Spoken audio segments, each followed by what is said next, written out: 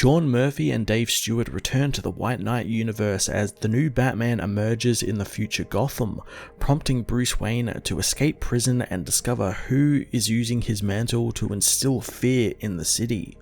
Sean Murphy returns to his amazingly deep and interesting Batman universe with another fantastic issue that this time takes us into the future of Gotham, exploring the universe's take on Batman Beyond, putting a classic gritty White Knight spin on it all and pitting a tired Bruce Wayne against Derek Powers and even Terry McGinnis, which is an interesting way to take the story compared to the simple premise of the Beyond animated series, which saw Terry being taught by Bruce how to be Batman. At the heart of the issue though was Bruce's relationship with Jason Todd, who in this universe was the first Robin, not Dick Grayson, and because of it there is some extra weight behind what the Joker did to the man, making for an even more compelling relationship between Jason and Bruce, and one that makes the idea of Jason's Red Hood and how the Red Hood persona came about in this universe much more interesting than his Prime Earth counterpart.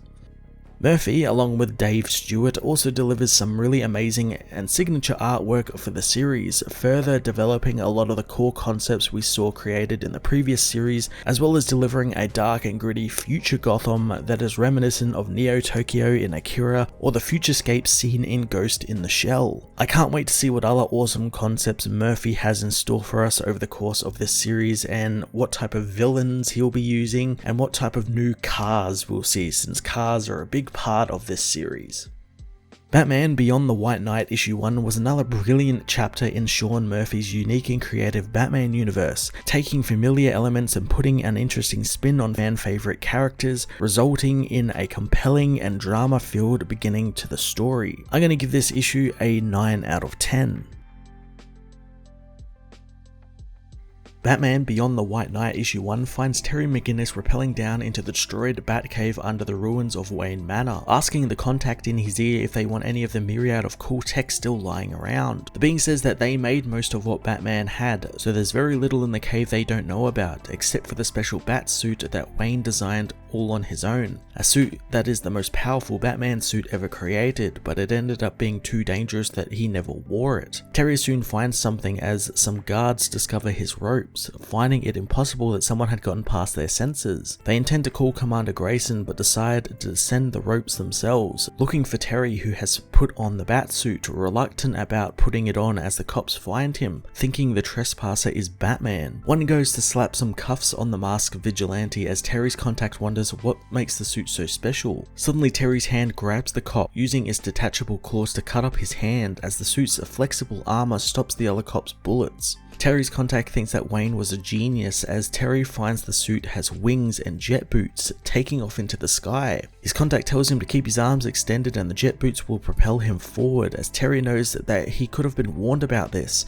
since he's afraid of heights. His contact, revealed to be Derek Powers, assures him that he won't be afraid of anything with the suit, wanting Terry to come on home. In Stonegate Prison, the Sons of Azrael lead another riot, this time capturing Captain Jason Todd. The guards wonder where their backup is, but thanks to budget cuts, they're not coming. Luckily, Bruce Wayne is on hand, asking for one of the guards' batons as he beats his way into the mess hall, demanding they release Jason. The leader tries to goad Bruce, reminding him that he is Bruce Bacard, the false son of Gotham. Bruce reminds the inmate that Jean-Paul Valley owes him a debt, and he's asking the man to honor it by sparing Jason. One reminds Bruce that he tried to kill Azrael, but Bruce says that he did kill him, but then he brought him back to life with a blood transfusion, so if they believe Azrael's blood was sacred, then they should know that his blood is now Bruce's. The lead inmate knows about the debt, deciding to honor it, releasing Jason and calling the debt paid in full. Bruce grabs Jason, taking him to his cell as he knows that Bruce got his wish for some quality time with his son. He knows that it was all part of the deal Bruce made with Montoya, that if he was dragged in there with Bruce,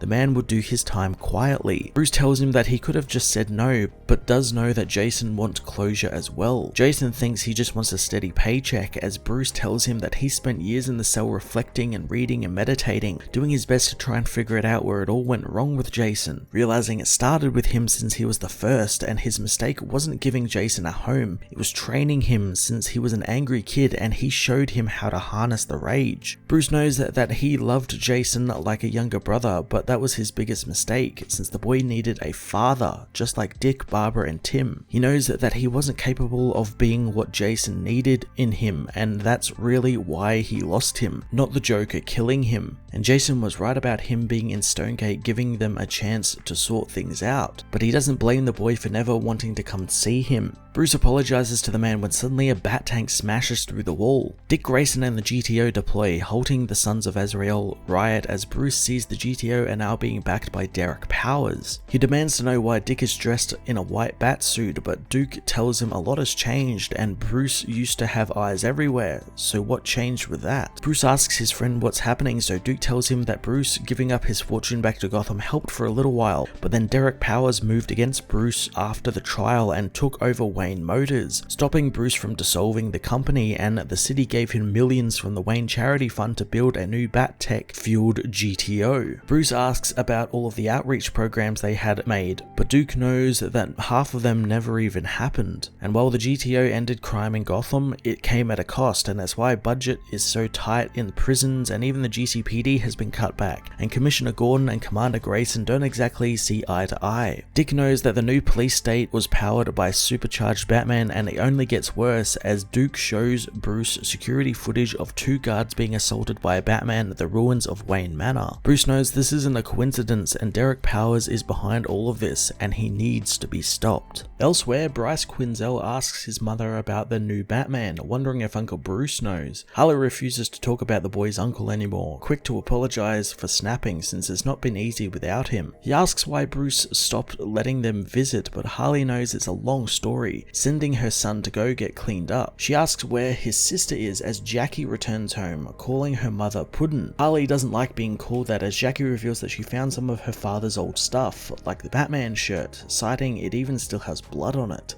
Harley snaps that it was the Joker's shirt, not Jack's, slapping her daughter, who doesn't think there is a difference. Jackie thinks that this is who she is, and the whole city knows that Bryce is the good one, so she's supposed to be more like Joker, and that's what scares her mother, revealing that she has discovered her secret, finding interesting things about her, her dad, and Bruce. Harley asks Bryce what she is doing wrong, so her son reveals that Jackie is being picked on in school, with people calling her the little Joker girl. Harley wonders why she never said anything, going to her daughter's room, but finds the girl has already left through her window. Bryce finds her computer files stating that Harley killed Joker, asking her mother if it's true. Bruce meanwhile effortlessly escapes prison, but Jason knew he would, meeting him outside, reminding him that he's only a few months away from parole, and thanks to him helping out with the riots and protecting the guards, there's a good chance that he would be getting out, asking if Bruce really wants this. Bruce tells him that Batman is out there in more than one way and he needs to fix this before more people's lives are ruined. Jason asks if this is why he stopped taking visits from Harley and everyone else, but Bruce thinks they need to move on, and so does Jason. Jason says that he's thought about what Bruce said to him earlier, and he knows that he didn't fail the boy. Jason failed Bruce by getting caught, and then he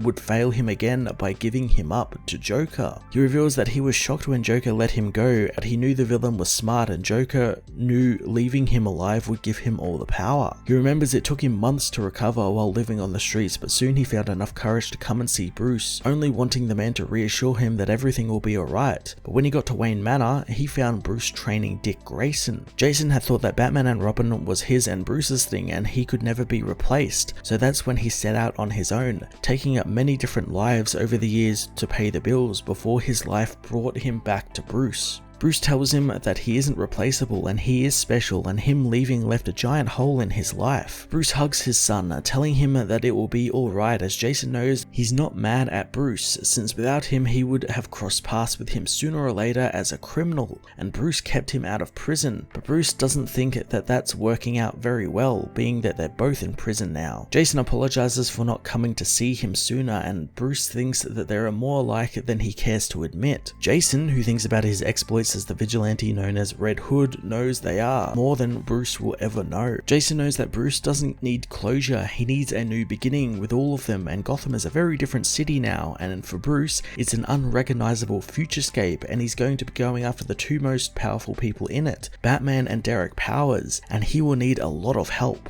Bruce asks if Jason's going to be okay, and after a moment the man says he'll give Bruce 10 minutes before sounding the alarm. Bruce takes his leave, escaping the prison and into the sewers below as a voice begins telling Bruce a joke about playing cards. As Bruce makes it to a nearby dry dock, he recognizes the voice, knowing it's impossible since he is dead, as the Joker appears before him, finishing up the joke and telling Bruce that the Joker can be whatever he wants.